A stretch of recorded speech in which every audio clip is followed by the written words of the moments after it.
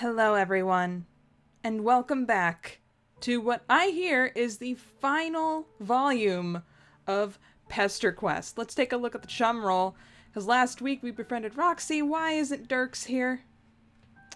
Son of a biscuit. Let's try it again.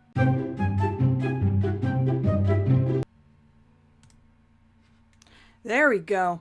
That's what I'm talking about. Holy crap, there's like 5 different endings. Oh my gosh, Dirk, why? Okay, but yeah, I just had to do like one quick update later. Haha, that's very funny because it's April 1st. Which is funny in multiple ways because 401. Ow, I hit my knuckle. Okay. Anyway, but yeah, we got Dirk today, written by the lovely Lalo Hunt. And, oh gosh, we got 5 different endings for Dirk.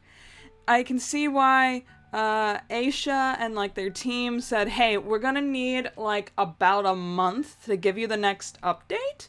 And I'm glad we got this, because we're gonna, like, I guess figure out Dirk and also figure out, I guess, epilogue Dirk, and then we get 3 different endings. I wonder which one's the canon one. I bet none of them are, because when everything's canon, none of them will be.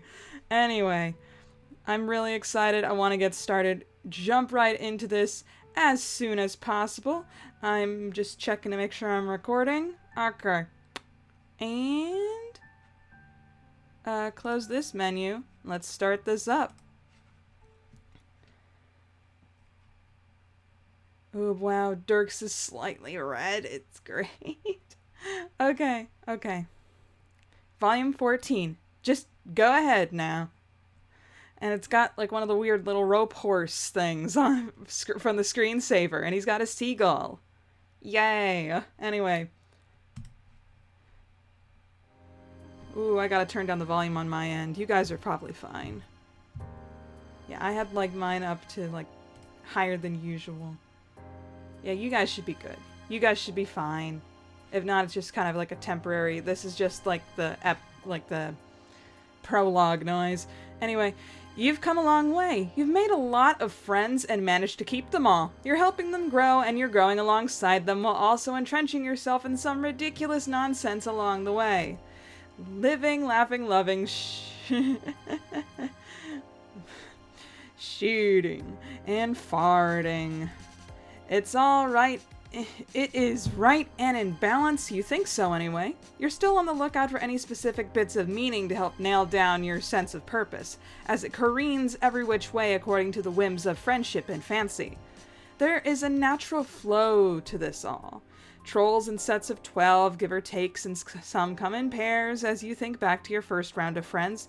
Kids in sets of 4.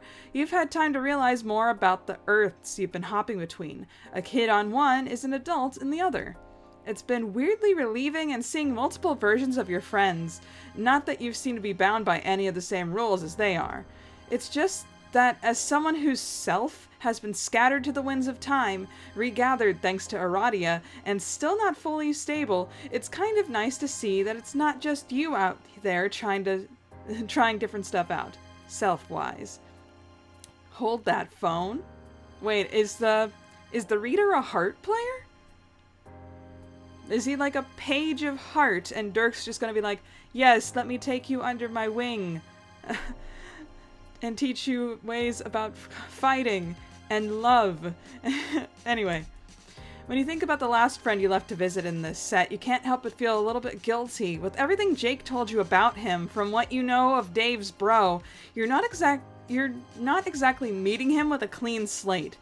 Thank you. Because Dave's bro is canonically a piece of garbage. And so is Dirk to an extent. He was fine in Homestuck too. They just were like, nope, villain. Okay. Anyway. You haven't let anyone else's complicated personality traits hold you back from finding a way to befriend them, though, and you're not about to start now. You'll find a way to make it work. Isn't this fun, having such a complicated and nuanced tangle of interpersonal relationships within a friend group? Isn't it such a delightful challenge? Anyway, the point is it's time to go meet Dirk. Yay!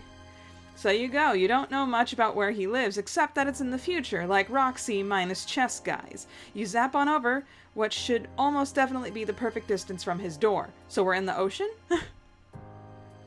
There's a moment where you are weightless, suspended in midair like the cartoon Coyote Man, whose name you cannot remember because suddenly you're plummeting downward, and it takes all of your attention. Yeah, we need Dirk to be a roadrunner and just come down here. Save your wily coyote. From what you can see in flashes as you spin head over heels, the thing you are rapidly approaching is the ocean. Oh, hey, he's got a deep diving suit. That's cute. And a mini fridge. And a computer. With speakers, no less. Hey, but we got a board, so we can totally surf up using that. Before you achieved game over, before you even begin, you stall yourself with a zap in and out of reality, appearing just a few inches above the water. You land with a delicate splash. Now that the imminent threat of death has passed, you look up. Metal rises from the water in a towering scaffold. Dirk must live in the building up there. Dang it. You haul yourself up onto the janky platform at the corner of the scaffolding, a few above water rungs upward, and get your stuff together. It's not much to look at. You probably wouldn't even be able to spot it from a distance. But it'll do. In a minute you can pop back up to the first floor, but you should wring yourself out first. There's a chair, which is weird. You sit in it. That was... Oh, Dirk, I can't even remember your voice. I'm just so happy. But I think this is autoresponder. The real Dirk can't come to the phone right now. Why? Because he's busy. Okay. That was slick. That was a slick trick. Not that stealing my seat bit, though I do respect your presumptuous emplacement choices too. I mean the entrance. Nice save. You whirl around. There's no one there, aside from the endless ocean. The only stuff in sight is the stuff on the platform. Which, now that you're considering it, kind of reminds you of one of those outdoor man caves you sometimes see at rich people's houses. The kind where you don't know enough about electricity to get why rain doesn't just screw the whole thing up, instead of just like a grill and a TV and an ashtray with an old cigar in it. It's a few screens, a keyboard, a turntable, a speaker, a couple of hoverboard-looking things, and some complicated aquatic equipment. Both situations contain a mini fridge. What? Both situations. Huh? Anyway. Dirk, you say his name and hope he shows up after Roxy. You really thought you weren't going to be bamboozled by another fake-out meeting, but who the heck knows? Maybe this guy is a ghost. Nah, that's stupid. He's not your brain ghost. Anyway, the one and only. Where is he? There's no need to get freaked out about it. I'm just talking through the speakers. Or more accurately, I'm just sending data through a text-to-speech converter, which is playing through the speakers. Wait, what? You got a text-to-speech converter. His name, he sounds like Phil. Okay. Speaking of which, Phil, on Animal Crossing, he's on my island. Bow to your queen, Phil. Anyway. This isn't a function I've ever had the occasion to dust off, so this is genuinely thrilling. Thank you for trying and failing so miserably to break and enter in pursuit of friendship, or whatever you were doing. Oh, you know, you do your best. Is there a place he wants to, meet, maybe? So y'all could talk in meat space? Instead of Candyverse, let's go to meat space.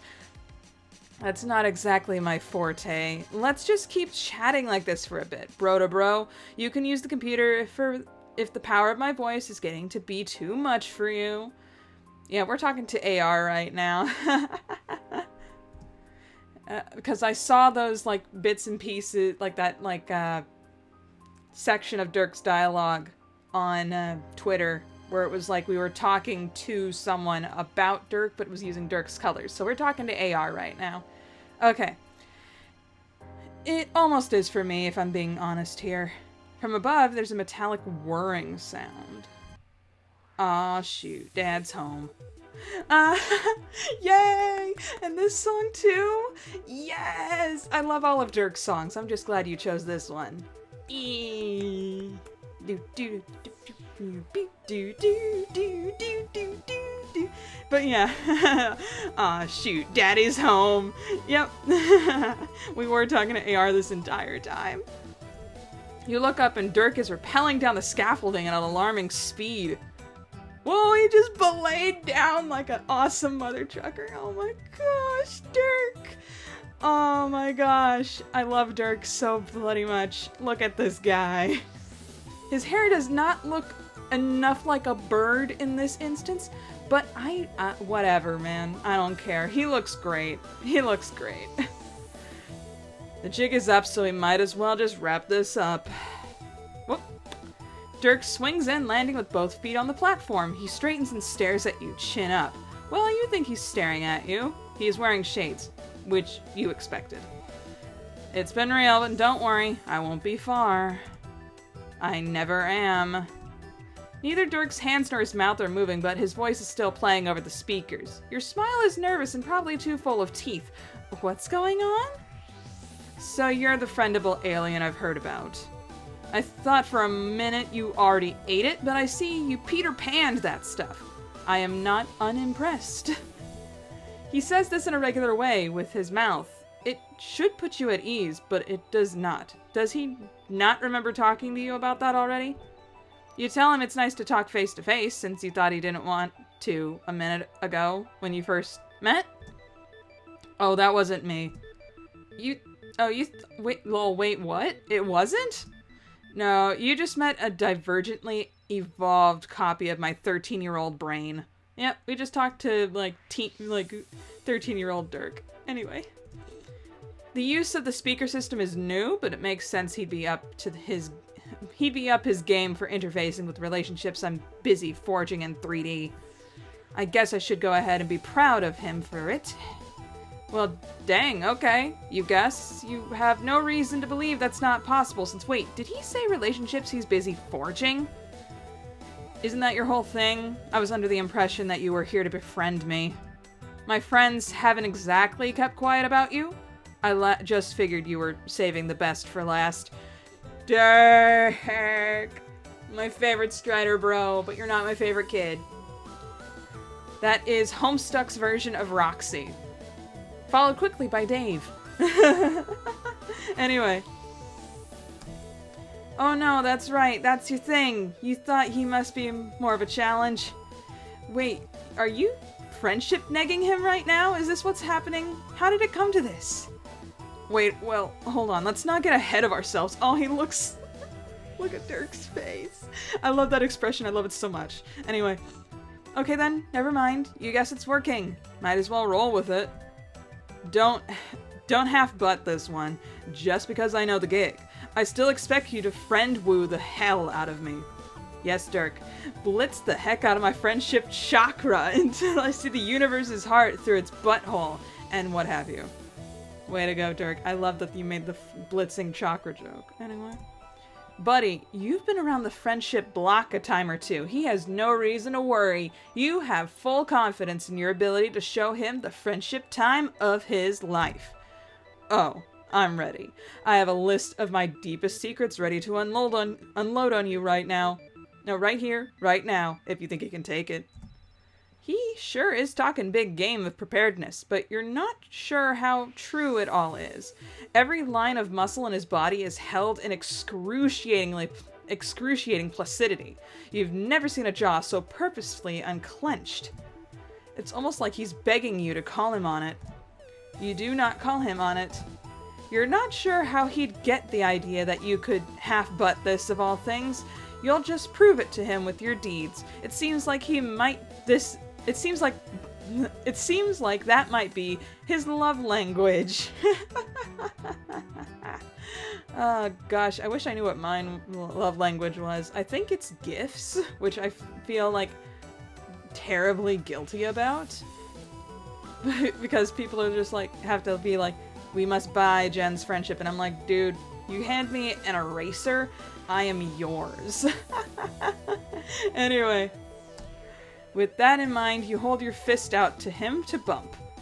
Ah, yes, DAPS, the universal signal of brohood, sacrosanct across all space-time. I think I pronounced that right. You would be honored to give him his first. The corner of his mouth twitches, not quite a smile. It looks like a smile to me. The kind of monster... What kind of monster would I have to refuse you? I'm touching the screen with my fist right now. Anyway. You do the thing. If he's having a moment... If he's having a moment about having touched another person for the first time, he isn't showing it. Which is fine. Each their own pace, right? So now that we've got that handled, what's next on the agenda? Do we leap straight into the heartfelt Q&A, or are we doing an activity first? Man, what should you do next? You're not used to your friends giving you the third degree about your process, so you're a little out of step. You can't tell if he's genuinely curious or if he knows he's unbalancing you. Either way, it's intense. You look around for inspiration. Grilling? Nah, you're not a couple of dads. Oh, the high-tech scuba gear could be cool. The tingle of choice pricks at your neck. I'm not sure you have the musculature to hold that up, no offense. True, we literally have sticks for arms. I didn't have your initial stick figure proportions in mind when I designed it, and it's built more for looks than weight efficiency, so I don't think you'd last long in it. I don't know, if it was meant for looks, Dirk, it would have your spiky hair, so that way your hair doesn't get messed up when you put the helmet on. It all makes sense from a scientific standpoint, Dirk. Okay. You're not missing much, though. It's not particularly thrilling down there anyway. You're saying life isn't better under the sea? Oh, phew, good point. You can totally see yourself sinking like a stone, flailing your arms in vain attempt to... Okay. Okay. You can totally see yourself sinking like a stone, flailing your arms in a vain attempt to try to look cool while swimming, clawing at the metal clasps to free yourself. I'm just checking the sound to make sure it definitely isn't too loud for you guys. I might turn it down just a hair. There you go. Okay. And... zapping out as a last resort, but misjudging distance due to the distracting water in your mouth. It's all going black as you wonder why you didn't learn better when you hung out with Pfeffery. What? Dang, that was a pretty detailed thought trail. Haha, weird. Oh boy, Dirk, stop. You stop this right now. Whichever Dirk... Also, we don't have that answer, do we? Sorry, I went totally derailing this conversation. Will we figure out who the T-posing mannequin in that, like, hallway of, gosh, what looked like crates, like metal crates that you'd see on a train or on a boat? Anyway, you could just hang out at his place instead. The classic option. That works for me. He doesn't hold your hand to zap alongside you, but you hold your hand to zap him out alongside you, but he doesn't take it. I'll meet you there. His inflection tilts up at the end. Oh, wait. I'll meet you... Let me try that again, then. Oh, come on. There we go. I'll meet you there? His inflection tilts up at the end, a sound shaped like half a question he wants you to construe the meaning of yourself. What's the alternative? You piggyback ride as he climbs all the way up? Give him the challenge. He shrugs. Yes, if you're up for it. I typically rocket board up, but it's a grueling climb as a way to... Okay, but a grueling climb is as good a way as any to kill a morning. So either way. You consider your options as much as you want to see if he actually has it in him to beast you up the entire tower. Rocket boarding infinitely sounds more fun. You tell him as much. Hop on then. Yeah, oh, that's a good pose too. Oh, I love Dirk so much. Okay. Oh yeah, look at the boy. Just look at that boy. Anyway, little like swoop of his hair. Ugh. Strylons just have like the best hair. Anyway, He kicks it into place and fires it up, offering you his hand. You don't have anything to lose but another life, so you take it. Whoosh.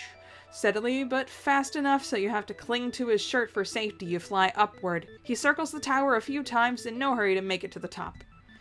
That, or he's showing off? You don't think he has it... You don't think that's it, but you're still working it out. The confidence in the way his body moves now, the subtle shifts in weight to steer the machine, it all feels genuine, like this is a much more comfortable thing for him than the conversation was. The wind whips your face, there's a sea in every direction. You land at the top of the tower and he waits for you to hop down before doing the same, then kick flips the rocket board into quiescence. Here we are, home sweet home. I hope you're prepared for just how homey this stuff is, too. I've had nothing but time to flex my massive decor muscles. Oh, wow. It almost looks like a shoji, screen here. Look at those. Look at you. Look at that chair. That's a gamer chair, if anything. And you've got a fan, too. Is great. Is that a gnome? A fancy Santa? Okay. And you got a sword in the background. You follow him inside into his room like you have with everyone else. It's full of stuff like everyone else. I'm ignoring the cowl, okay? I'm ignoring him. Unlike everyone else, he leans against his workbench, calm and collected, and clearly, with every fiber of his being, waiting for your judgment. You wonder if it's weird how you can tell that about him, since it does seem like he's putting a lot of effort into the facade. You aren't sure if he's unpracticed at having an audience, or if you're just extra good at reading people by now. Maybe it's the shades that are messing with you. They're nothing new after Dave, but with Dirk, it's almost like he'd be less penetrable without them. You try and focus on the decor, as he clearly wants you to. Let's go.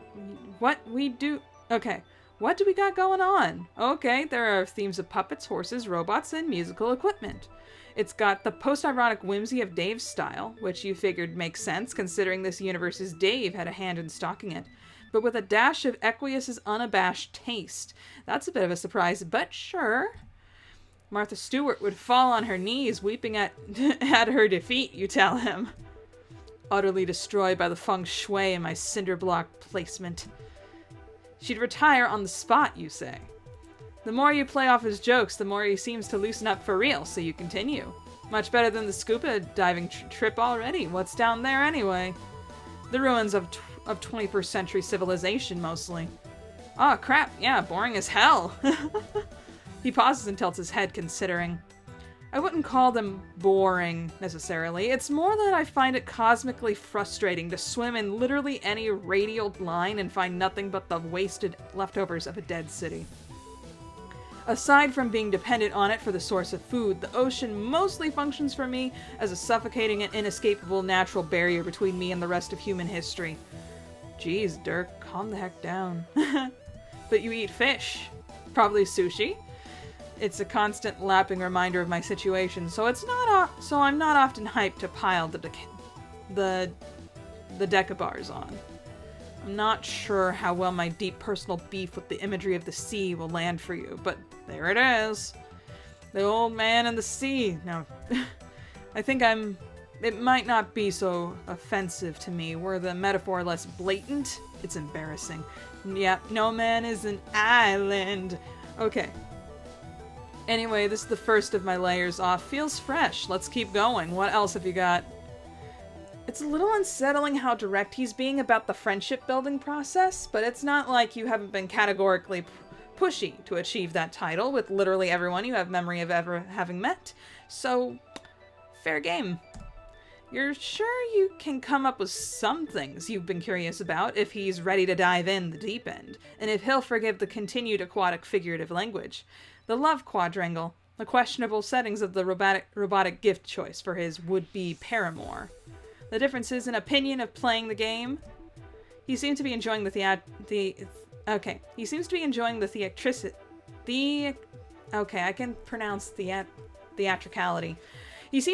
the theatricality of the friendship metagaming dance you're doing, so you amp it up for him. You clasp your hand behind your back and pace his room as you monologue, pausing for effect when the impulse strikes you.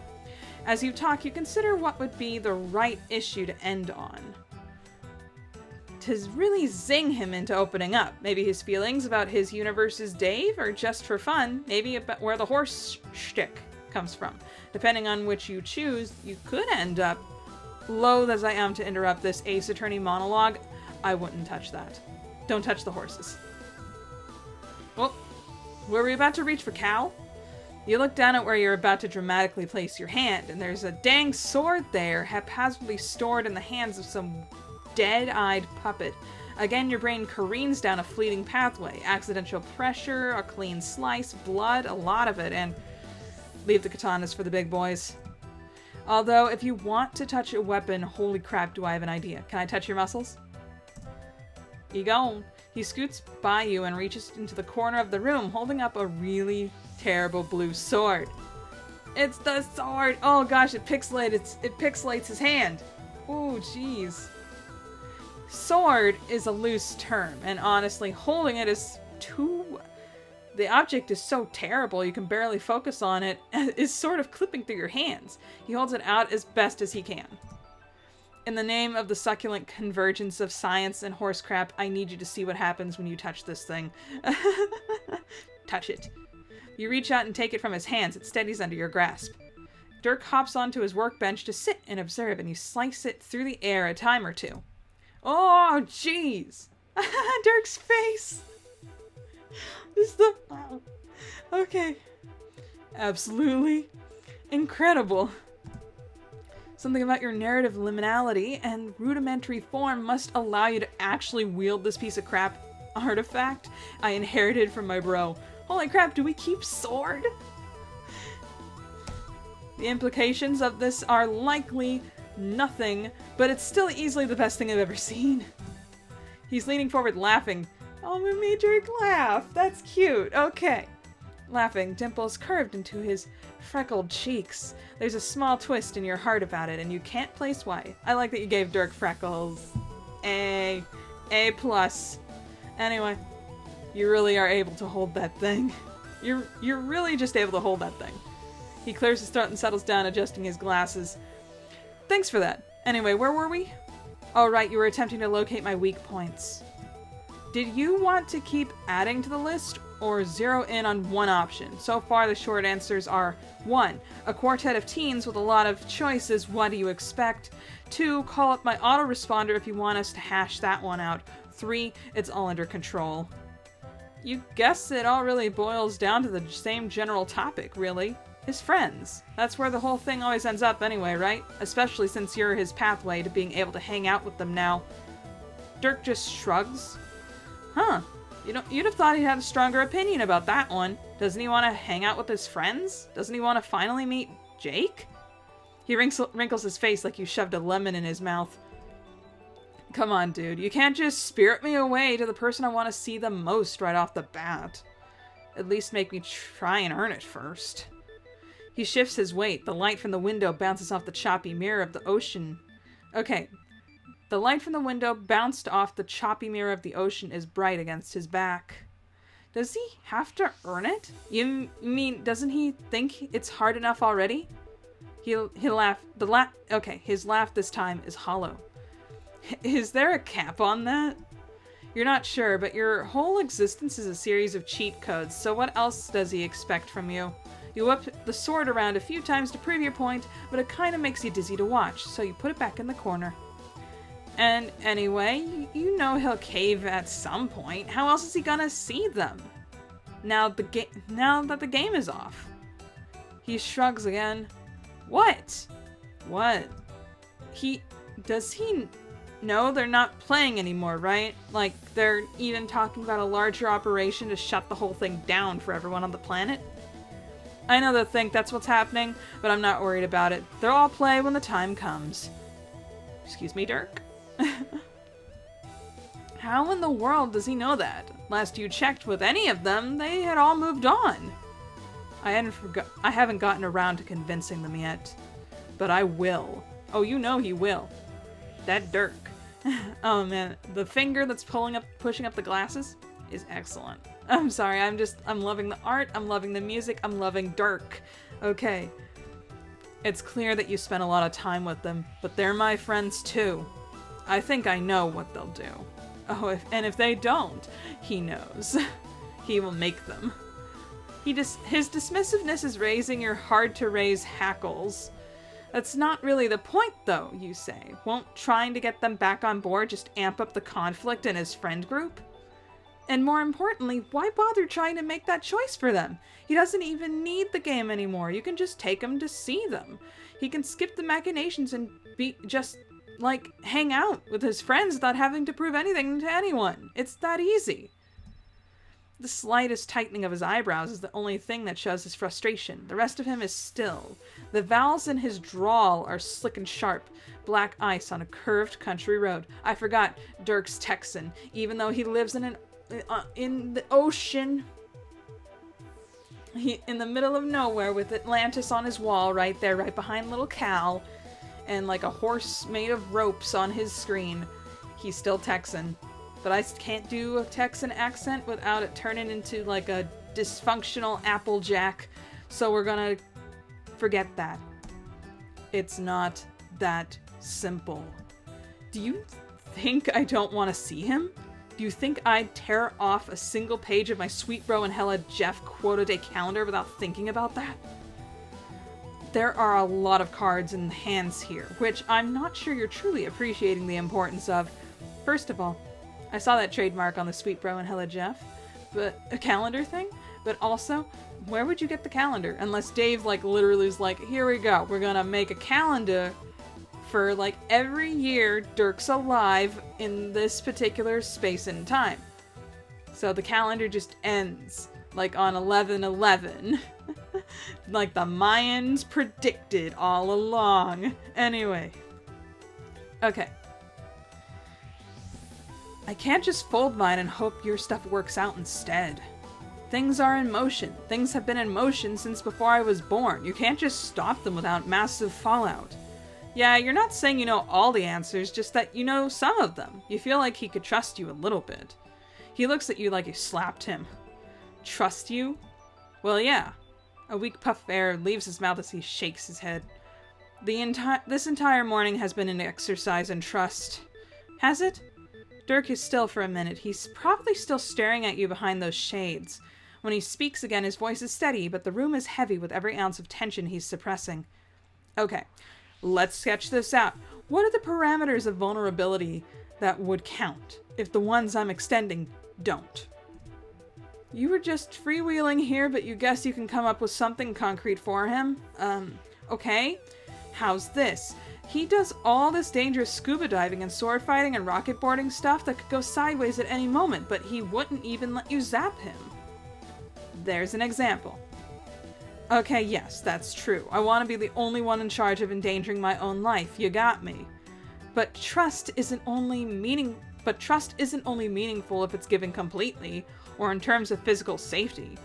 I've been preparing myself for this. For you, ever since I heard you were making the rounds. I was ready to... Were you going to, seppuku, Dirk? Because you always do this. Anyway, he trails off shaking his head. His wordlessness seems to frustrate him more than anything you've said. He seems really unpracticed at getting riled up, and you wonder how often someone pushes his buttons like this. You're not really sure how the two of you got to this point. Argumentative isn't your main mode either, and you can tell you pushed too far. Never mind. Here. He hops off the workbench, rolls his shoulders, and grabs your hand. Do it. You don't ask where. You pick somewhere close by, but scary enough for his thrill-seeker butt to feel like it was worth the effort. The air up at the top of the tower on Dirk's roof is calmer than you thought it would be. He drops your hand, steps back, leaning against the landing. Crushed it. See, sometimes trying new stuff and trusting people with your well-being can be fine. Sometimes all you need is a friend to prove that they have your back. Dirk scrunches his face up like you're embarrassing him. You mean, empirically speaking, it seems like what just happened is solid proof that... Okay, yeah, I get it, thanks. He's smiling so you don't push into that thank you, but you do wonder after a minute of looking out over the ocean with him if it's time to scoot things along. You aren't in a hurry, really, but you were getting somewhere before, even if it was a little uncomfortable. He's trying. Maybe harder than anyone was actively tried to befriend you yet.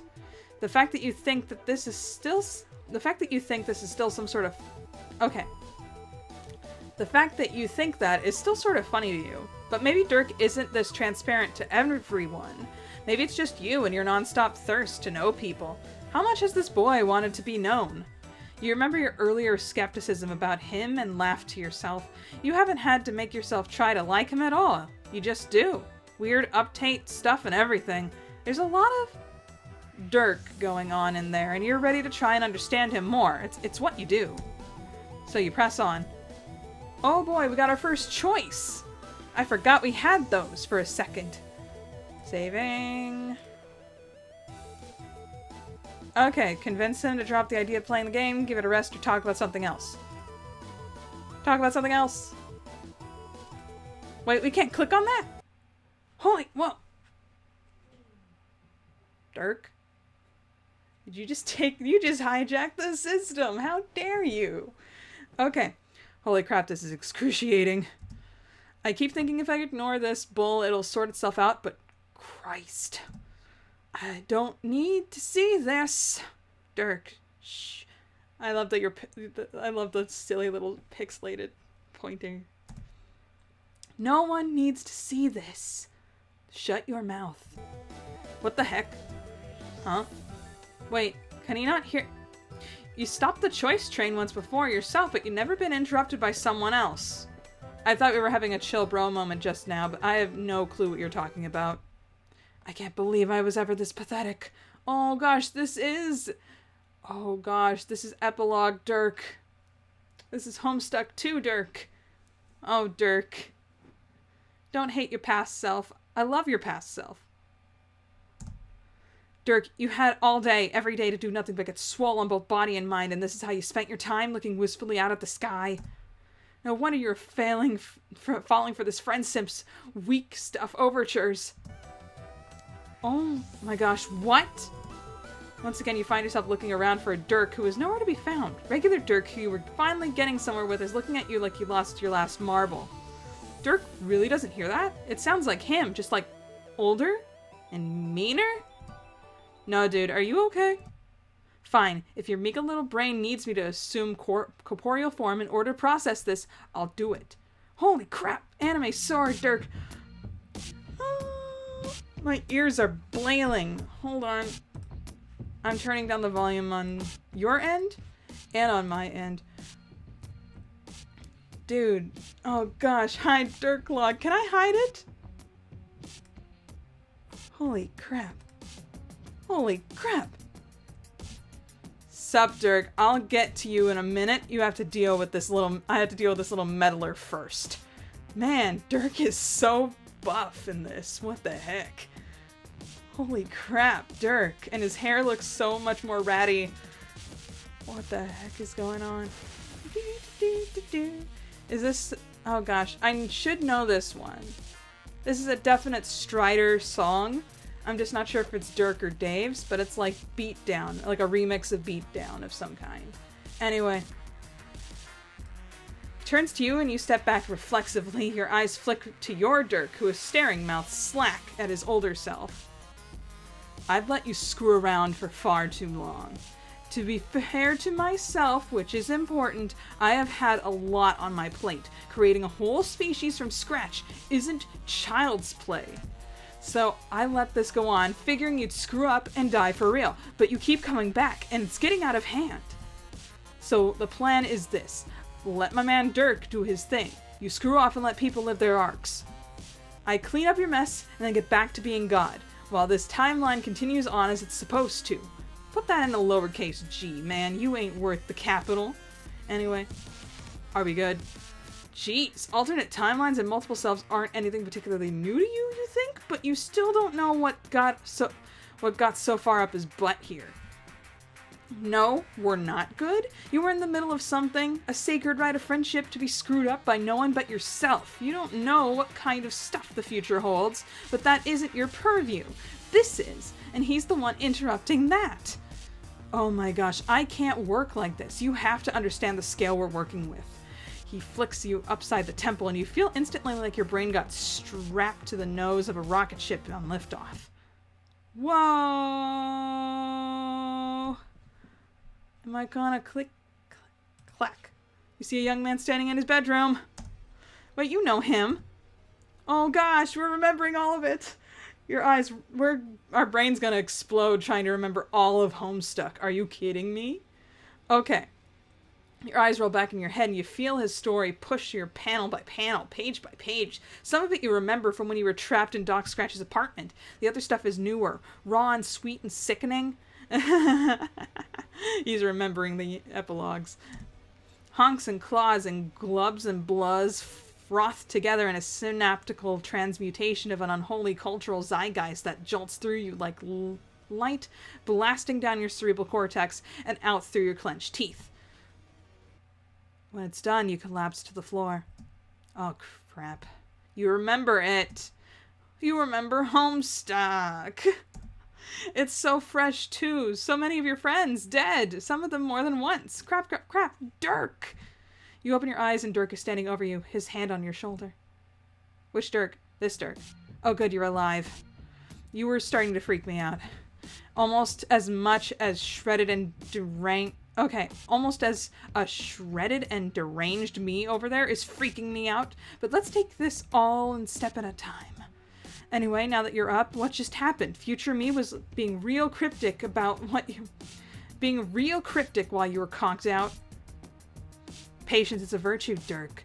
I just had to get our time-traveling buddy informed first, so they can make the right call.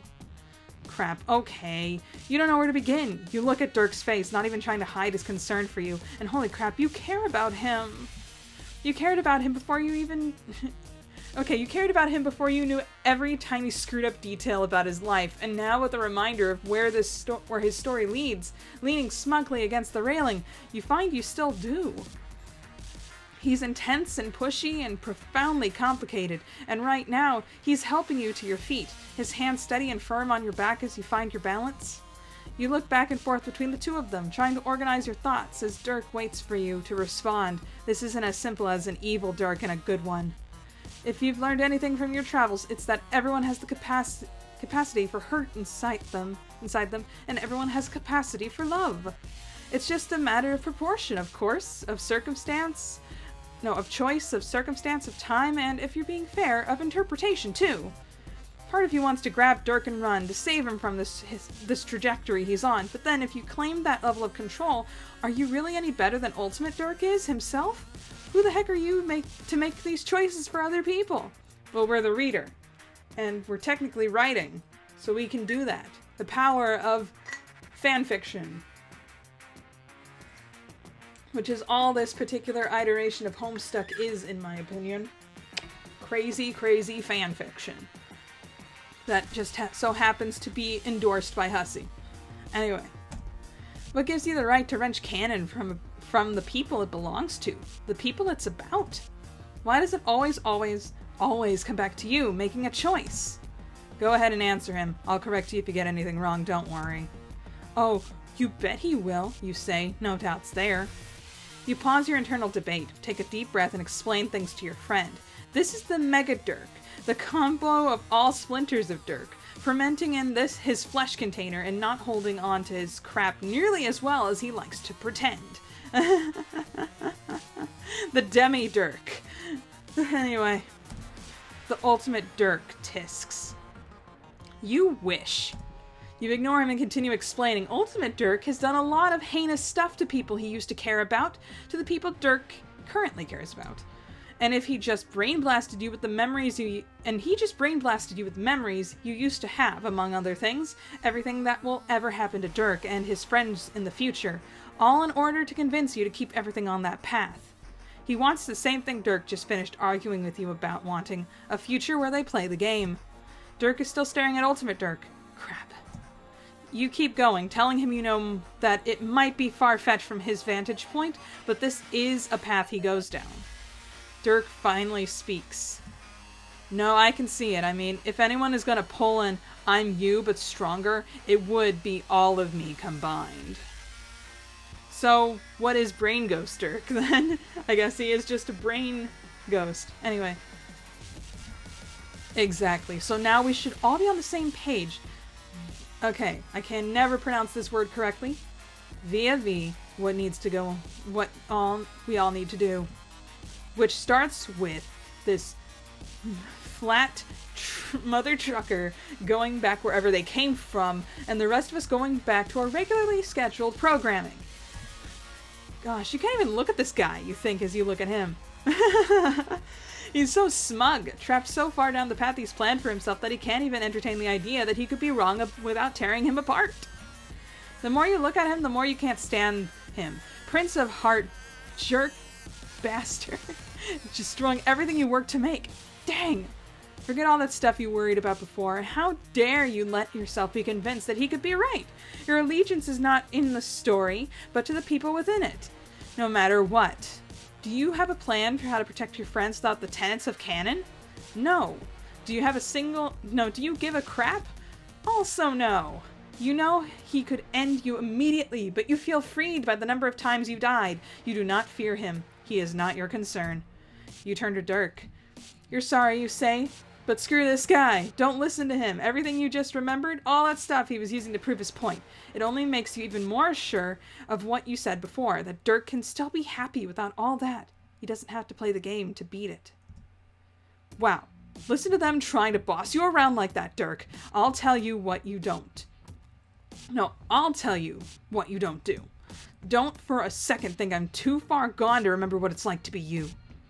Don't pretend you haven't wanted to know what I know, to align every part of yourself until you know it all, feel it all. Don't be afraid of becoming who you need to become. The end always justifies the means, Dirk. That is the biggest, fattest lie I've ever seen in my life, Dirk.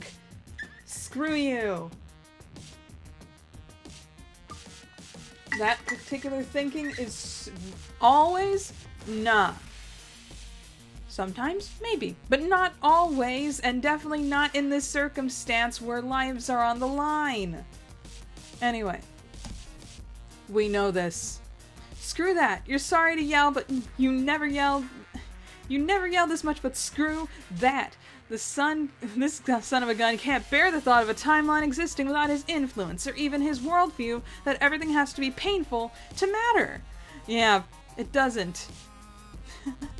Things are already painful enough. He doesn't have to work overtime to create more pain just so he can feel like he's in control of how much punishment he gets and how much badly he deserves it. Because Dirk doesn't deserve it, you say, and you look back at the one you mean it for. He's not looking back at you. He's looking at Ultimate Dirk, and there's something about the soft fallen arc of his eyebrow that just folds you up and eats you whole. It's longing like you've never seen in your life, deep and consuming with a silver glint of loathing. He's going to drown in it if you don't do something. What could you do, you wonder? You care about him. He cares about you to a degree. You know Dirk now, and you know how he loves, though it's fierce to a definite fault. He does not do it easily. You're the one who can get him through this. He hasn't known you long enough, but you can be a bridge. But to whom? Part of you wants to test out a few things, to throw a couple friends at the wall and see what sticks. That doesn't sit right with you right now, though. It's messy, and you know Dirk would hate having his feelings experimented on like that. Even after all this, you find yourself not wanting to do that to him. Thank crap for your side ability to anime monologue to yourself in your head without time passing too quickly. I love that ability. Because you really need to think of this one through. You have to pick one single person to help convince him he doesn't need what Ultimate Dirk is offering. Jake? No. Not right now. He'd be eaten alive by Ultimate Dirk, and you can't do that to him. He's your friend too. Maybe a wild card. Someone Dirk doesn't know but could get along with? Equius? He's like Dirk if Dirk liked to be bossed around. So they might get along great, actually. Though you need someone who can tell Dirk what to do at this moment. So then again, maybe not. You can't hedge your bets and bring everyone, because that'd just overwhelm him. Plus, there's no budget or time for that. The answer punches you in the chest, and you're about to sneak away to find them when Ultimate Dirk speaks up. That was a touching rant you just gave. Very compelling. You know what? Fine. Do what you do best and choose. Steal him away to obscurity or leave him to his destiny. I'm not worried. In fact, as a show of trust in my younger splinter, I'll even screw off myself until go time. I'm the one in a million chance you do actually get him to go with you. There's no way that's going to be a good end. We all know he'd regret it. He'll second guess it if it's the right thing every day of his life until he realizes what a flaccid existence he's leading. But by then, it'll be too late. Do your worst. And he gone. And then like a rough sketch, he's gone. There's a jolt and he's gone. There's a beat of silence where you try to work out how to act normal now that you know what you know, but thankfully he speaks first. Are all your hangouts this wild, or did you really pull that out? Did you really pull all the stops out for me? Well, you're just about to pull out another one when Ultimate Dirk just blasted off like that. It's not too late, though. If he'll agree to at least hear you out, well then by all means, continue pulling. Let's see where this stuff takes us. You'll be right back, you tell him. I'll be right here, just chilling and contemplating existence and my place in it. No worries. Bye, Dirk. Oh, hey! Where are we? Are we like in non-destroyed Austin? I don't know. Okay. The zap this time is more distorting, or are we in meat? The zap this time is even more disorienting than your sideways universe zaps. You know why though, since you know everything. You're not sure you're supposed to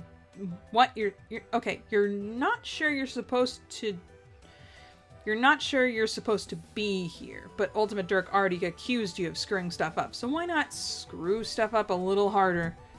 You want to pick up this person, and specifically this version of this person. The version you met friends...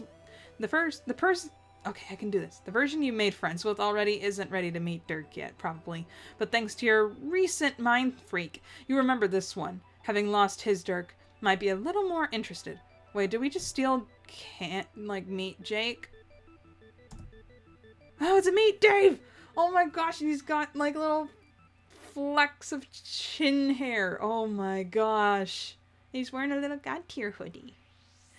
Whoa. What? Who the hell are you? Okay, that answers that question. You guess you've screwed things up to the point that the Candy timeline... Oh, we're Candy!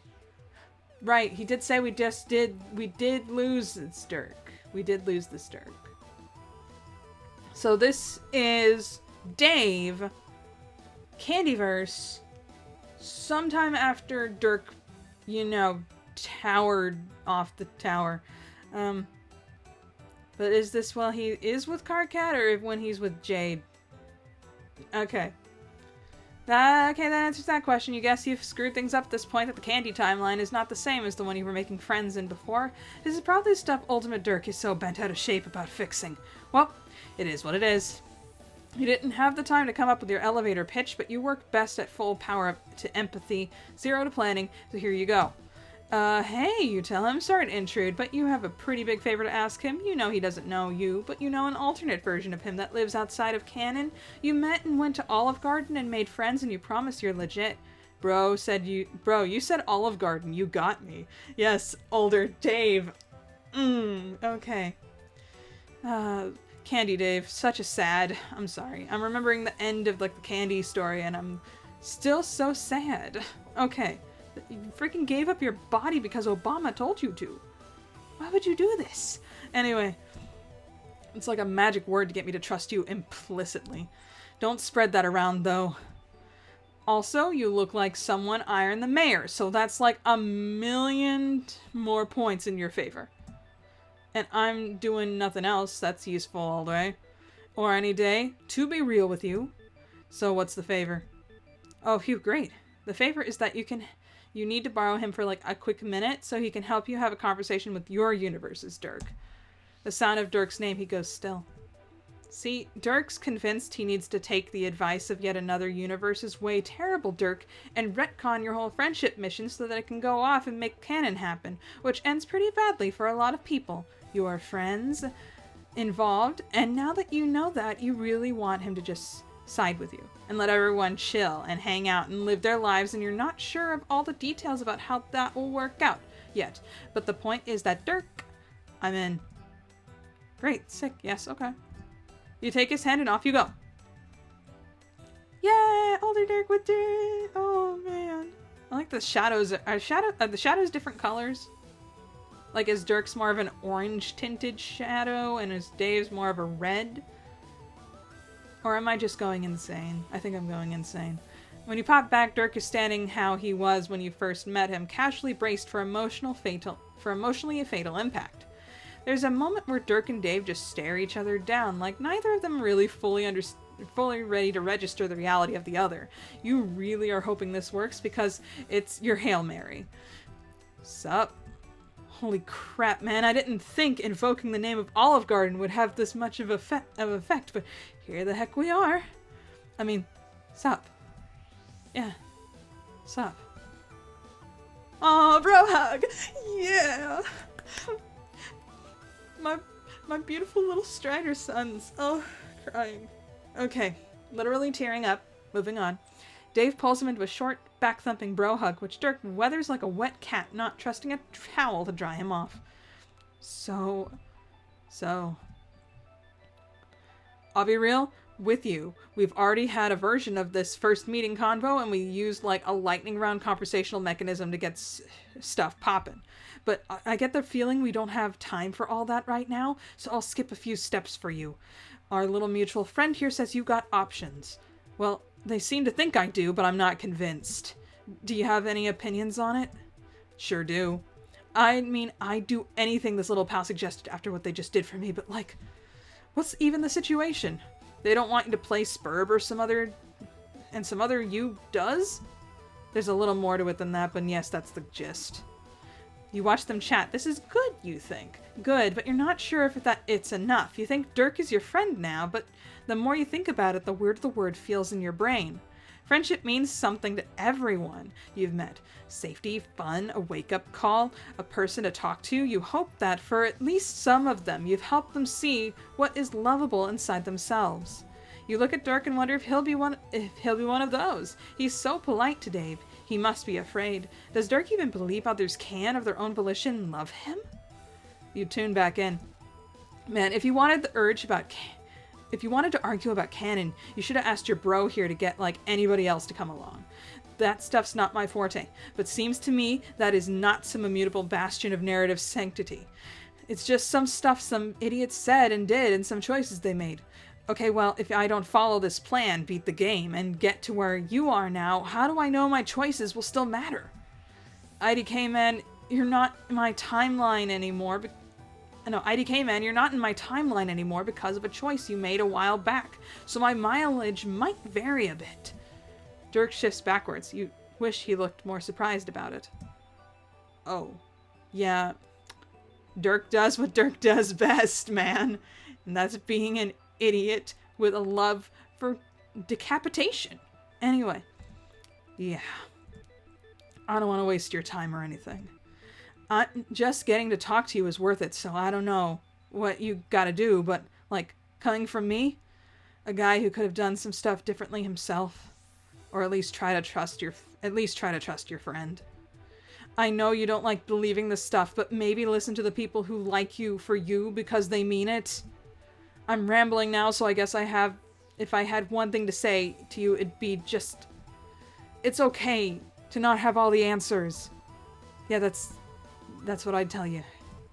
Dirk nods. So I'm processing that a lot. But also I cannot go any further in this conversation without telling you that our little friend is liminal enough to actually be able to hold the sword. Yo, what? Oh, wow, Dave, huh? Oh, Dirk, shut up. You said you were gonna screw off. Okay, bringing guns to a knife fight here. I didn't expect this level of underhanded maneuvering from you, but I'll respect the play. Doesn't matter anyway.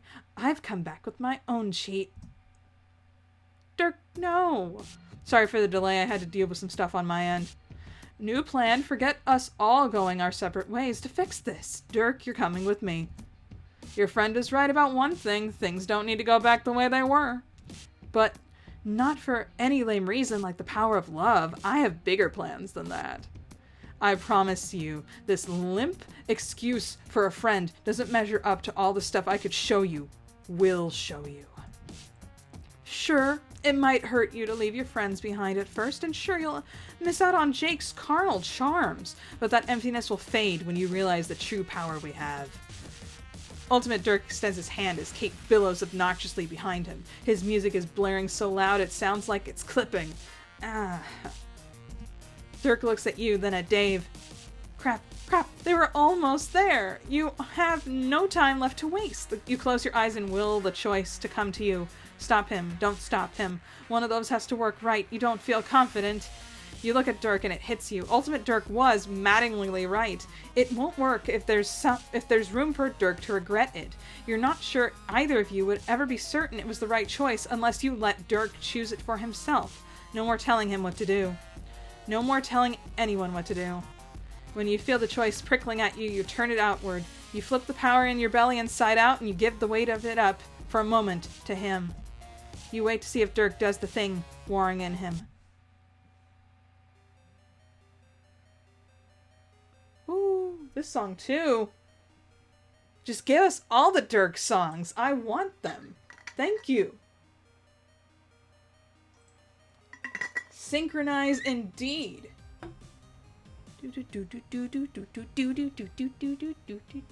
Okay. Unite synchronization this. Okay.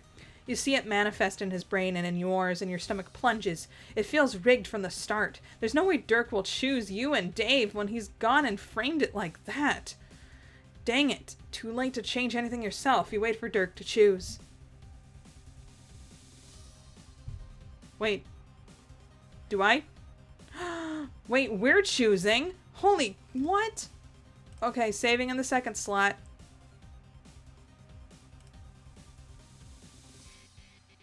Trust them. Sorry, man. Your heart drops and you see who he's looking at. Guess you can call this one a bad end, yeah? Luckily for you, there's almost definitely another me that can't wait to sail the 7 seas of story with you or some stuff. He licks his lips and raises his chin, braced for the ultimate Dirk to challenge his call. I assume that your huge brain can see that happening as we speak, yes? So no need to be a sore loser now. Be good to that me, will you? Treat him right. As right as he wants me to. I promise. Anyway, I did say 1 in a million odds, so statistically you have to wuss out at least once. It's a gross experience. Good thing it'll get totally assimilated in the other versions of this conversation. Now, that's not really the time to play the actually, it's just a binary card. Don't want to complicate that particular issue for him, so you let it lie. You step forward, shoulder brushing Dirks. Don't gloat, it's gauche. Enjoy your moment of irrelevance before this one goes down the drain. Deuces. And he just concept arts out of here. Yes. Hell yes. You stop your celebration when you notice that Dirk is a little shaky. Holy crap. What did I just do? This future you have in the works better be good, my dude. Are you kidding me? They got it on lock. Oh, he knows it. You don't tell him you don't know every single detail yet, but you understand yourself now. You'll work it out when you need to. You always do. It's okay, you think, if Dirk is a little afraid. It comes with the territory when you let people in, and he'll have even more practice with that as soon as you can zap him some more company. It won't be smooth sailing, though, you warn him. As long as we move past the sailing metaphor, you can jack that difficulty level up as high as you like. Oh, we anti-ocean here. Oh yeah, extremely. Screw water, am I right? Dirk turns his head slightly. You know he's looking at you. He smiles. You know he gets it. It's not about his being the real timeline or the fake one, the hard one or the easy one. It's about it being his if he wants it. Which you realize as you watch him turn back to laugh along with Dave. He does. Victory! How we just fist bumping, fist thumbs down, finger up to the ocean. Aww, that was sweet. Oh! Dirk, no. Yeah, we've fallen. Oh wow, we see the code. Wow. The air between you and the two of them opens like a wound in the universe, and you feel yourself being pulled towards it. You see him there too. That jerk. Whoa, we spinning. As Ultimate Dirk pulls you through what you can only conceptualize as a tear in the narrative, you turn to look at Dirk and Dave. This is sure to lead to some bull crap, and you need to confirm that they're still intact. You aren't sure where you're going next, but you don't want them to worry. As the hole starts to reseal itself with them on the other side, you give them a thumbs up and the universal signal of reassurance that things are okay. You'll be back. You'll be back. You'll see.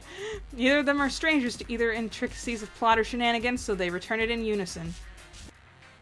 You did it. You got him a good end.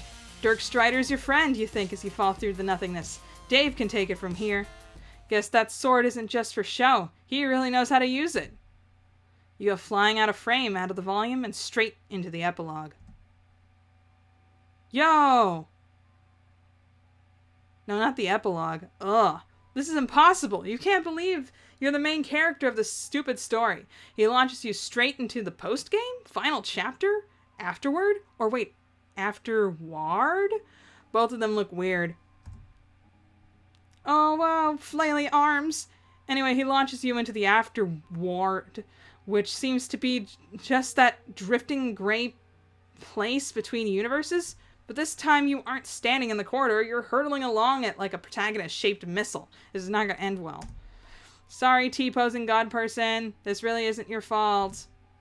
Actually, it's an A-pose. Okay, I guess you're right on that.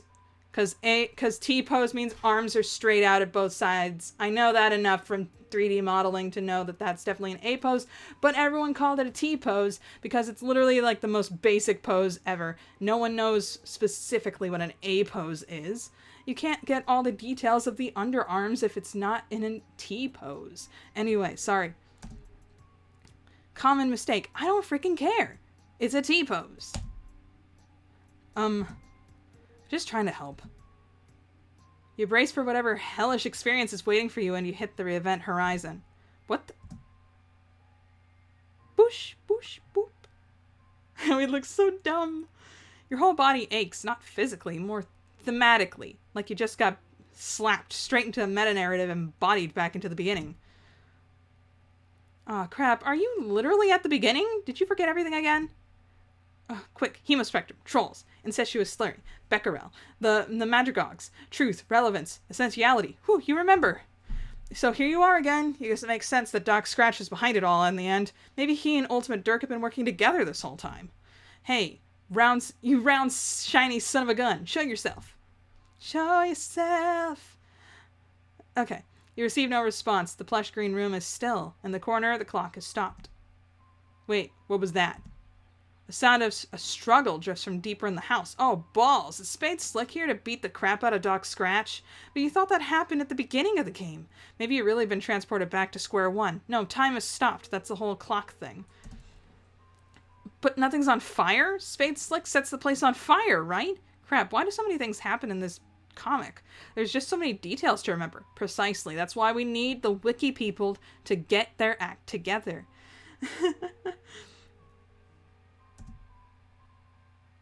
We in a hallway of mirrors. Cool. You follow the sound of the ruckus, turning a corner along a long, wooded, paneled hallway. A door stands open at the end of it. There are two people appear to be locked in an intense struggle. Is it Hussy? Are we meeting Hussy? Hey, listen. We can talk about this. Yeah, it is Hussy. You edge closer down the corridor. The mirrors in the walls watch you like eyes. Clearly, I've made some bad decisions. I'll grant you that. The man currently hanging out the door jamb for dear life sounds and looks familiar. You're actually kind of having a hard time focusing on him. It makes your head swim. Okay, yes, I agree that I need to take a break, but please don't put me in there with that wolf head. It's out for my blood. I don't know if I can hold it off for long. The second figure, a woman maybe, appears moved by the man's pleas. You have no idea what's going on in there, but one thing you do know is that you can't just allow random broads to throw dudes into rooms against their will. Hey, you shout down the corridor. Both the man and the woman turn and look at you. The combined power of the gaze forces you to your knees. It hits you like the same tender place that Ultimate Dirk's strike had, right in the narrative. The woman takes a chance to shove the man into the room and slams the door. Sorry about that. Aisha! Hold up, I had to turn the volume back up. It's a T posing. Is that Is that Aisha? Who? What? Sorry about that. And I heard you talking. The sound of her voice vibrates all the way into your skull. It's her. She's the one who's been doing this to you. Who's been stopping you from going back to visit your friends. She's been manipulating you, just like Doc Scratch did. Oh, come on. I'm not that bad. At least I hope I'm not. By the way, unmute me if you haven't bothered to already. No, I already got you. Why would anyone mute voices? The music in this section rules. It does, kind of. You are correct on that. It's like a weird mixture of songs that I cannot completely put together. Sorry about that. Besides, voiceover in RenP is extremely annoying. I can imagine that. Did you know you have to save every line as a different .ogg file? I didn't even know what a .ogg file was until our programmer explained it to me. Lol. Actually, wow, this is a huge pain in the ass. Let's go back to text only. Thank you. That's better. You're falling to pieces. This is my last resort. Every part of your body is literally sliding apart and falling into the others. It's just like being hit by the house juju. Your corporeal form is not meant for this much meta-narrative bull. You aren't made for it. Oh, come on. You're fine. She paps you on the cheek, and suddenly it's true. You're fine. She made it so. She must be magic. Not quite. Get up, King. King? You do slowly. For some inexplicable reason, you're both scared of her. You are more scared of her than you've been of Ultimate Dirk. Or of Doc Scratch. Or anyone else. You have a feeling that she might be the real danger here. She laughs. It's not a villainous laugh, but it's not exactly a nice one either. I guess that's fair. I'm definitely not a hero. Or maybe I am a hero and the dude I just shoved into the cupboard with the wolf head is the real villain. Or is it the other way around and the evil has triumphed? You tell her you don't remember her from the comic you read. Yeah, you wouldn't. Don't worry about it. You can call me the director. And you're right. All of this is my fault. All of this? Yes, it is. Yeah, I'm the reason you couldn't reach your friends, and I'm the reason your memories got wiped. What? Why? Why would she do that? Because I wanted to try something, and it wouldn't have worked if you hadn't gone in with an open mind. Could you have really made friends with any of these kids if you'd known what they've been waiting for them at the end of the line? Your snap response is an overwhelming yes. Of course you could. You can make friends with anyone. But you know deep down that it isn't true. Could you really have looked John in the eye if you'd seen him get bored by a video game monster and then lose his virginity in the back of his dad's car before literally dying? Could you have talked to Jade like a normal person if you knew she was going to grow up to be a half-dog goddess? Could you have resisted throwing Rose and Kanaya together the first chance you got? You could have even handled becoming friends with Equius, Nepeta, and Pfeffery, knowing what's coming for them. Could you have stood to be in the same room as Gamzee or Eridan? Right. Director log. Making friends with people when you know how their story ends isn't something we're equipped to do. It's like meeting a celebrity, hard to be normal. You tell the director you don't think any of this is very normal. She laughs. Yeah, you're smart. That's why I like you, MSPA reader. Who? That's not your name. Your name is Plink. Hey, come on, leaving something for the sequel. The truth is, I used you, and I'm sorry for that, but I'm also not sorry. Because these kids were born to suffer. That's what they're for. I know that sounds harsh, but it's true. Destiny wrapped its thick, inky tentacles around them and pulled them into a story without happy endings. But you changed that. You gave them a chance to grow up. Wait, you did that? But you remember the other story, the real story, the one where everything just ended up falling to crap. Are you saying all of that didn't happen? No, it happened. Well, it didn't actually happen because none of this is happening. Creators all the way down and such like. But you made this story, and nobody can take that away from you. Oh my gosh, shut up. I can't handle this anymore. Dirk. No. The director looks for the first time just a little bit worried. She covers it up quickly, however, and regains her placid stance of neutral indifference. You want a real villain? This guy right here. This is so stupid, even for all of you. I'm aware of that. How dare you? You're gonna lecture me on Audacity? Come on, man. You're not even real. and yet you keep talking to me. Wow, you feel like you shouldn't be here for this. Possibly? You always feel kind of awkward when authority figures fight. I'm not here for her. I'm here for you. We weren't done talking. Then why did you cut the dang UI in half? I got a little overzealous. It happens. Sorry about that, by the way. You shrug, whatever. You had worse. Still, you don't feel very well disposed towards this guy at this point, knowing all the garbage he's done and will probably keep doing, although you aren't sure if the director is any better. I'm much, much better than him. See what I can do? Can Dirk Strider do this? Can he talk with an actual human voice? Oh, please tell me he can. Get screwed. See? Come on, you're at least a little happy to see me. Stop flexing at me. I have a wife. Yep, it is Aisha.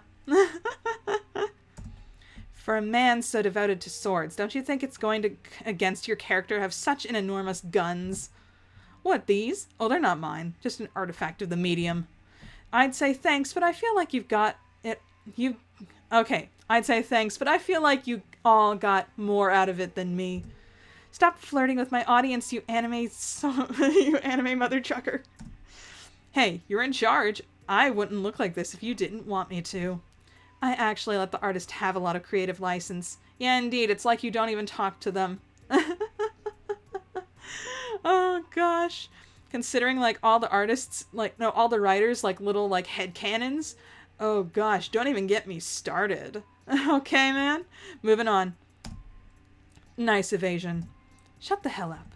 Okay, this bullcrap doesn't matter. What does matter is that you, he directs his anime gaze back at you. This isn't about Dirk anymore. You're zapping around and ruining everything. I seriously can't even begin to unravel the utter saccharine crap pile you created.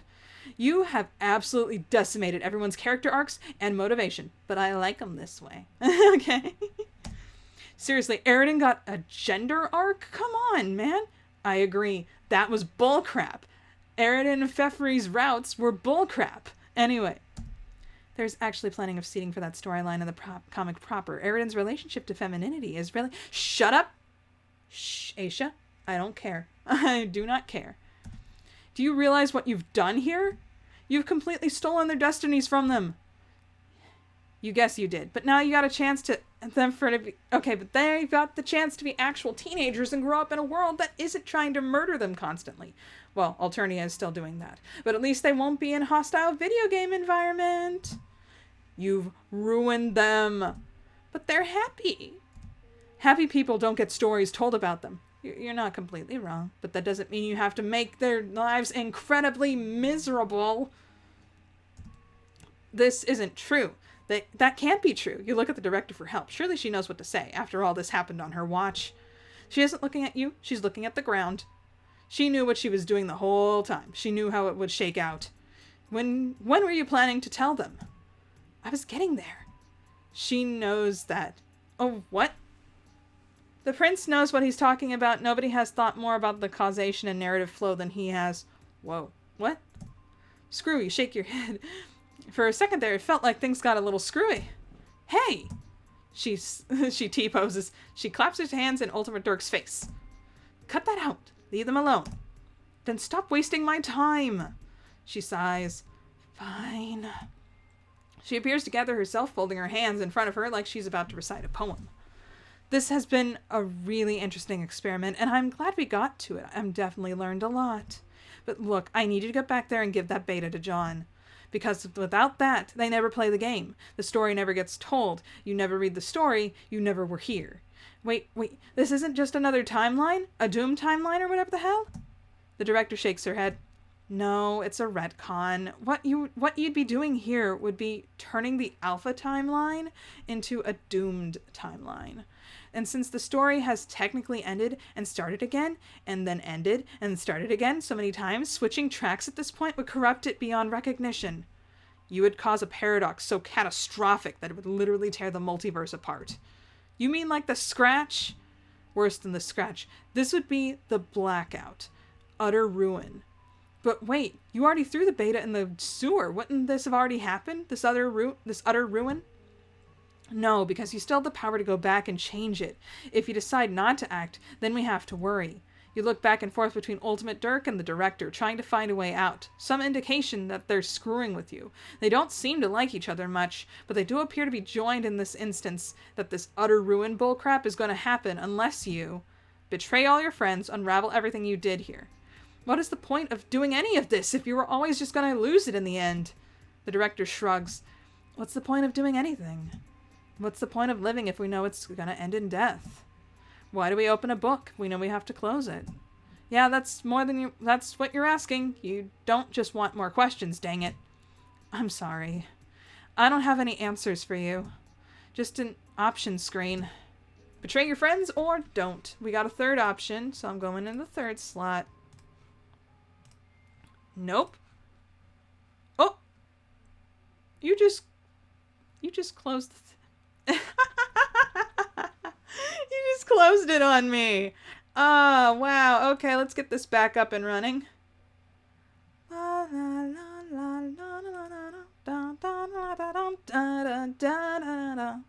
Okay, let's take a look at the drum roll and see what things we got so far. Okay, so we've got, you're gonna have to befriend me. We befriended Dirk. Don't believe in yourself, believe in the me that believes in you, Dirk. And the director's cut. You've learned the world is afterward? Whatever. We got no quitters, no to Desolation Plays, and Savior of the Waking World, the true ending. Okay, so let's get back into it. Loading. Actually, let's do the bad ending for this one first. Trust yourself. Dirk turns to you, apology ready on his face. No. You can tell where this is going and you hate it. So it's not you, it's me. The levity helpful? Probably not, but I'm doing my best. It's not that this hasn't been a good time. I didn't expect to achieve this level of metatextual mind freak during our hangout. But I've really enjoyed it. This day would not have thought were possible. He stops to hold his fist out to Dave, who after a pause bumps it with his own. He knows too. He turns away. Everything Dirk says feels forced to you, like he's trying to convince himself as much as he is you. Still, you know you've lost. And I have to thank you for it. I'd go as far as to consider you my friend, even if it were to frame your relative success or failure on having formed a friendship. You can call this a good end. But he trails off, turning towards Ultimate Dirk. As much fun as this is, it's time talking about... This is me we're talking about here. There's no contest. I have to go. This is always going to be you and me, Dirk. Two of them stand side by side with twin smirks on their faces. Dirk's is the most believable. Goodbye. You curl up in yourself in a hunched ball of tall tower in a single apartment in the middle of the sea. Your brain disconnects from the sounds of their conversation, of Ultimate's likely victory monologue, the static of their exit. You cry into your terrible little stick hands because you thought you had this one. Somehow it feels weightier than the loss of just one friend. You feel like something bigger and more beautiful than you thought possible at your fingertips, and now it's gone. You come back to reality at the warmth of Dave's hand on your shoulder as he crouches down next to you. His voice is thick with tears. You didn't even help him through crying. Hey bro, I'm sorry. I don't know how longer I can chill here. Like emotionally. Can you take me home? Bending at sea. Okay. Did that add anything to the chum roll? No? Okay. I thought it would. Load. Okay. Betray your friends. Fine. Okay, just making sure I actually am still recording the screen. Fine. You know what? Screw both of you. You'll do it, but also screw you. That's fair. Thanks for being reasonable. Get out of my video game. I don't think I will. I'm going to stick around and watch everything you try to do here get flushed down the toilet of bad spin-offs. The director takes a step towards him. They aren't fighting exactly, but they're doing something you have the distinct impression of two people fighting over a pen, or elbowing each other out of the way in order to type at a keyboard. You're feeling a little dizzy again. Andrew Hussey would never do this to me. The director takes a long, tired breath. Sorry about that. Where were we? You turn away from her. You don't want to talk to her anymore. You just want to get this over with. I get that. I'll let you be alone. I'm sorry, kid. Boosh. The director fades away slowly until it's like she was never there at all, but the horror, the pit of ice that opened in your belly, that's still there, and it'll never go away. Once you consign all your friends to a hero's journey full of pain and heartache, what will happen to you?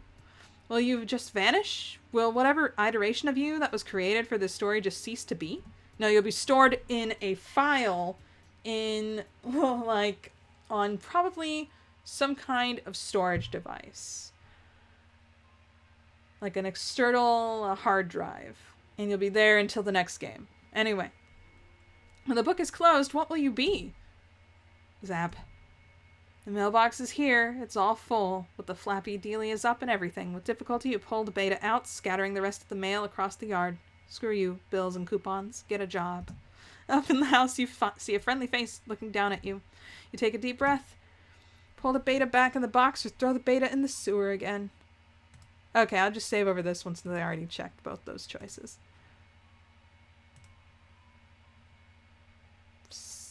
Oh, whoa, we can click on ourselves? Wait, hold the phone. Who is in charge of the story? Not Ultimate Dirk, not that director, and certainly not the guy who got shoved in the room with a wolf head. It's you. It's always been you. Why are you doing that, what they told you to do? There has to be a third option. There's always a third option.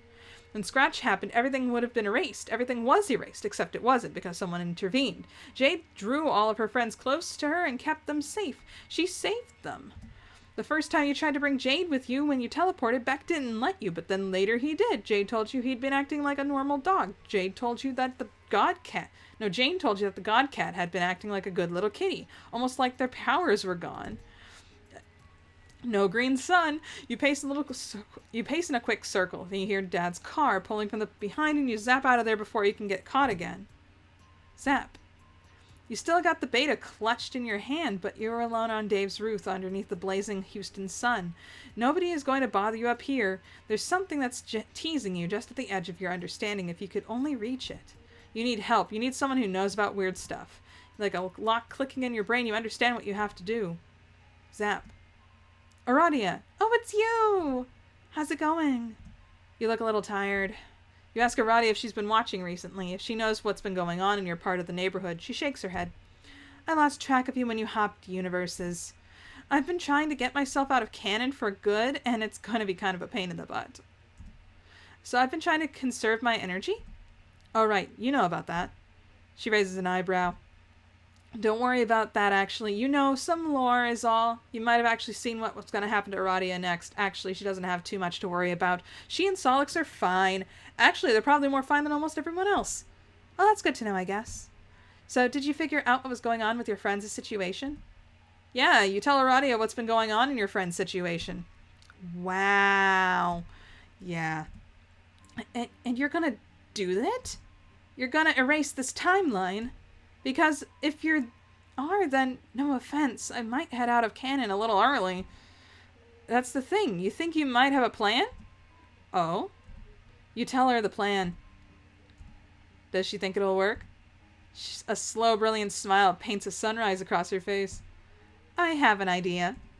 And I'd love to watch. But I'd love to watch. Zap. The green sun. Oh, hold up. The green sun. There we go. Spreads out below you like a giant radioactive gumball that absolutely wants to tear you into a million greasy pieces. You feel it tugging at all your organs, twisting up all the words inside you and making a mess of the themes, dragging motifs screaming to the wind. It is the green sun. This is the single largest source of raw narrative mass in the multiverse, and it should be killing you. Do you actually need me to do anything? And if you wanted... Okay, you sort of just wanted her to vibe here with you in case you die. You don't want to die alone. That's fair. Hey, if you die, I'll pick up your bones for you. Thanks, Aradia. She smiles. You see you on the other side, you say. You guess you're not sure who you're talking to. You're guessing this is going to be pretty bad. Zap.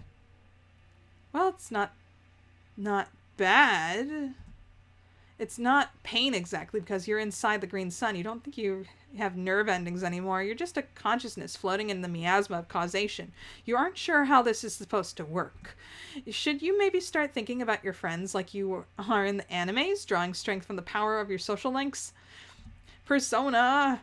You think about John and Rose and your good friend Dave. Ouch, ouch, thinking hurts too much. You aren't going to be able to count on old anime cliches for this one, you guess. You don't think about your friends. For one, you think about yourself. The impossibility that is you, protagonist, reader, carrier of the story. Maybe not every story, but this one. You've been erased so many times. You look across the rise and fall of the story and see just how many mistakes you've made, all the times you've broken your friend's trust or betrayed them or hell even killed them. You reach across through all those yous, your what-ifs, your do-overs. You let the blazing energy overtake you. You open yourself up. And everything goes green. Whoa. Okay, you better be on your best behavior, Orphaner. If this partnership is gonna work out, forget this guy Friska. We can do this ourselves. Could ya at least give a guy a chance to respond to a couple of... Oh, what's that? What's going on? Come here, Pounce, come here, kitty kitty. I'm home. Nepeta, this cave is far too small for someone with a height as strong as mine. Whoop. Pounce? Equius? What's that? I should know this song. Do I know this song? Anyway, that's what I don't eat corn dogs anymore. What the hell? Is this a normal future thing? Earthquakes and stuff? I guess that's normal whatever thing, but we don't get many of them in Houston. I don't think that's an earthquake. Autoresponder? No seismic activity detected in the area. So you're telling me I wrote this in another history? Yes, as far as I'm aware. Incredible. It's very boring. I think it's brilliant. I mean... The green sun pulses around your slowly collapsing being as you feel it subsume you. You feel yourself unspooling, swallowed in light. You think of how you came to be here, where you're right now, the choices you made along that path. What are the odds that you had prevailed this one? It's possibly something that could math out, but you're too busy eating the heck out of sun in your whole body to figure it out. Instead, you sink into the feeling of connections that hold you together. The bonds you created are threaded through your arms and your belly and your heart. Your body is nothing, consumed by flame, and yet you feel yourself starting to become. Are we ascending godhood? Zap. The mail goes in the box. Okay, get ready. This is the best part of the movie. All the classic memes come from this part. John, every part of this movie is hot trash. Aw, it's not that bad. I want to see the guy put the bunny back in the box. You could do it. Why did you not put the bunny back in the box? Oh, we go. This movie is so bad that the drones are approaching your neighborhood. It's too late for the human race. Carcat just doesn't even. Darkness seethes at this timeline, and in the distance you hear what might be cracks, splinters through space and time. Reality is compressing and falling apart around you in a cacophony of breaking glass. All your friends, all their dreams, rendered away to nothing. All of it unraveling. No.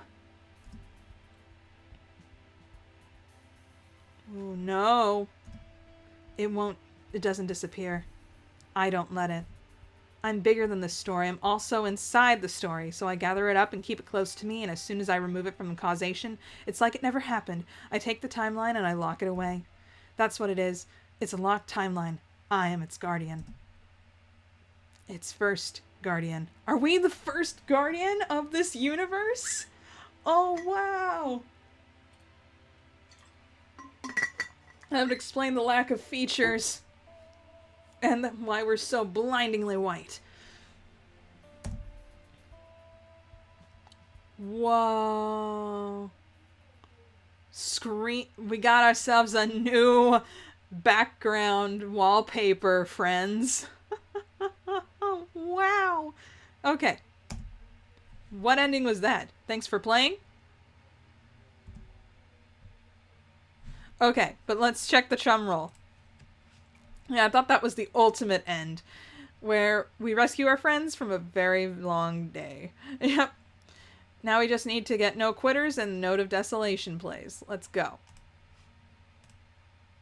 Put the beta back in the box. Why couldn't you put the beta back in the box? The streets are empty. Wind skims the voids, keeping neighbors apart as if grazing the hollow of a cut reed or, say, a plundered mailbox. A familiar note is produced. It's the one Desolation plays to keep its instrument in tune. You have a feeling it's going to be a long day. Chum roll. That was the Note of Desolation plays. Now we go back. Load. Throw beta in the sewer again. Oh, and it gone.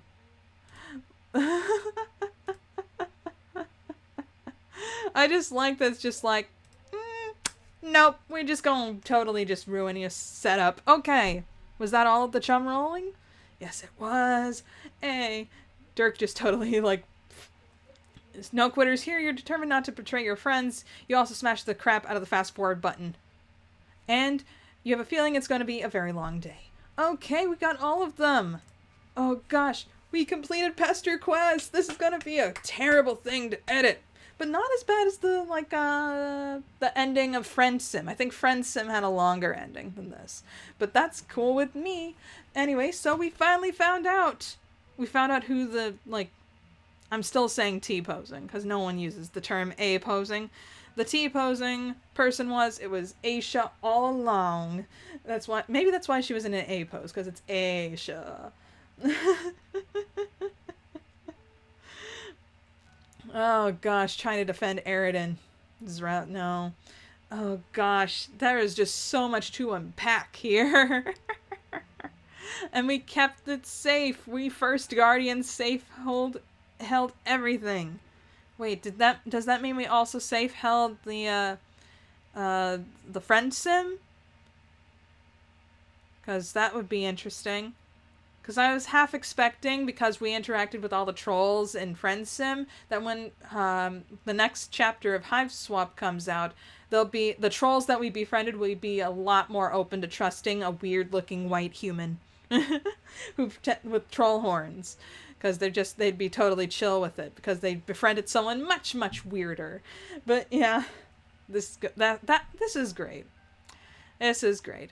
I still think that this entire like whole thing of Pesterquest, Friend Sim, the epilogues, Homestuck 2, I still think it's like very glorified fan fiction. That Hussey's just like, yeah, do whatever, it's fine. But like it said, it's kind of like the comic book industry, but not dying, where just have like, you know, certain iterations of like characters, and they reset every couple of volumes or something like that, like every couple years. But yeah. This is interesting. I'm glad we got to play Pesterquest. I'm glad I caught up and was able to keep up and stay, like, you know, up to speed with everything. Makes me wonder what 413 is going to be about. Goodness gracious me. Oh, gosh. But yeah, this is fun. I look forward to the craziness that's going to come for the rest of this month. But yeah. This is fun. This is great. I'm glad I was able to do this. I keep saying that mainly because I can't really think of anything else. My brain is just like, wow. Kind of broken. But yeah. I have stuff planned for 413. You don't mind that. I know at least one of them will come out on time if I keep my schedule like as it is. But the other one I might have to wait till like, you know, 6/12 for that? I don't know. I'll see. I'm thinking I might be able to, but I can't guarantee that. Anyway, I've got to edit this bad boy and put it up and start editing the fridge stuck for 413. I will see you guys all then, or maybe sooner if they decide to update Homestuck 2. But as always, thank you guys so much for watching, and I will see you all next time. Bye! I hope the many pauses and like closing the window didn't screw up my entire setup. Hopefully everything's okay. Hey there. Consider becoming a patron, just like the phenomenal Bleed Red, Alexander Madeline, Uranium Coffee, and Ryan Nelson.